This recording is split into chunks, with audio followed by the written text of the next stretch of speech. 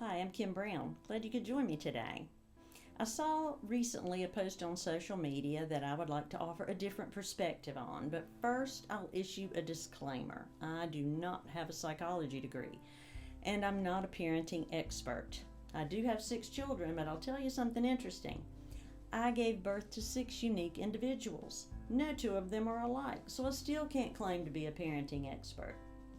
I made many mistakes when my children were growing up, and my 6 children and I will be the first 7 people to tell you that. But I would still like to offer a different perspective on this post, and here it is. There were 2 children who were both suspended from riding the school bus because of bullying. And the first was a little girl, and her family lived 5 miles from school. And on this particular day, her dad makes her walk to school. It's 36 degrees outside. And he follows behind her in the car. He's filming her. He's telling the story. You can see the school buses pass by. And he posts this on social media. The second is a little boy, and his family lives 2 miles from school. And on this particular day, it's raining, and the dad makes the little boy run to school the 2 miles in the rain while he follows behind in his truck. He films. He tells the story, he posts it on social media. Both videos go viral, both parents are considered heroes. Now, what I would like for you to consider is we do not know that whole story. Those parents may have sat down with their children, they may have asked their children questions, they may have jointly determined that the best way to learn for this particular child that bullying was not acceptable was for this child to go through this experience. We don't know that. But oftentimes when we see something get a lot of likes on social media, we hear someone called a hero, we take that and we try to replicate it in our family without looking at our unique family and our unique children. I can tell you, if my dad had done that to me, I would have felt shamed and humiliated and exposed. I would have closed my heart off to my dad. I would have no longer trusted him. I would have believed it's okay for adults to bully children, but apparently children aren't allowed to bully anyone. Or I certainly am not allowed to bully anyone. I'm only allowed to be the bullied person, and I wouldn't have understood why. Consider your unique children. What if in this situation, let's say your child was bullying someone, would it be a crazy thought to assume that maybe your child has been the victim of bullying, or maybe your child has seen someone bully someone? Maybe your child has even felt you have bullied them. Could you sit down with your child and ask questions? Find out what's going on with your child. If your child is behaving in a way that you consider to be inappropriate or unacceptable, there's something behind that. You do not have a bad, rotten kid who's just sent here to drive you crazy. Something is going on with your child. Ask questions. So, for example, in this situation, maybe sit down with your child and say, what were you experiencing right before you made the decision to bully this child? Have you ever been bullied before? When was that? What was happening? Do you believe that I have ever bullied you? What do you think I was thinking when I was bullying you? What do you think I was feeling when I was bullying you? How did it make you feel? What did it make you believe? As you were bullying this child, what were you thinking? What were you believing? What were you feeling? How did it feel afterwards?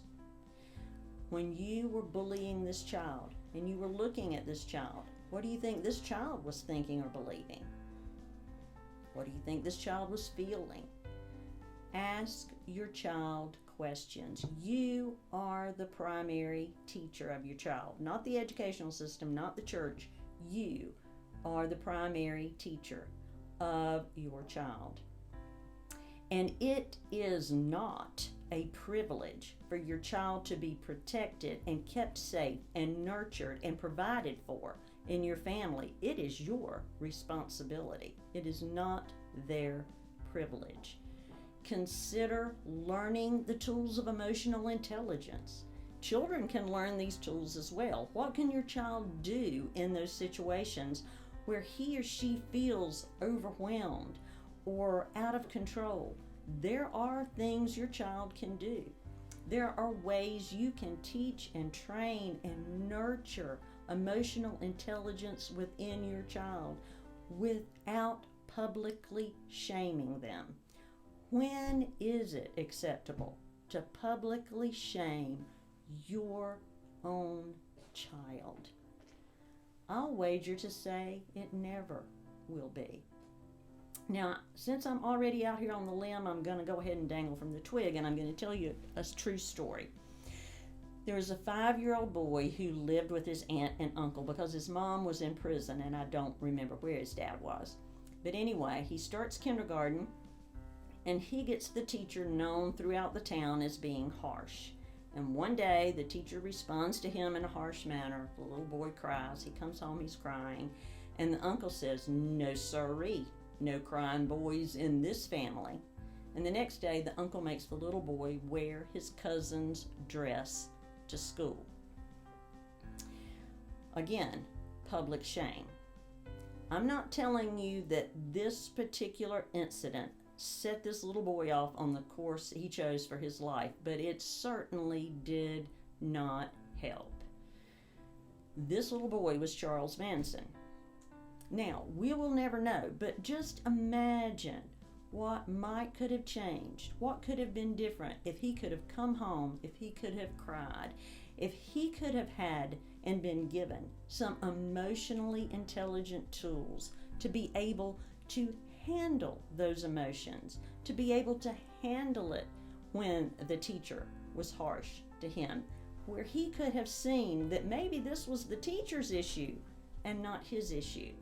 Maybe he could learn and grow and develop and change in an environment that was nurturing and loving and safe.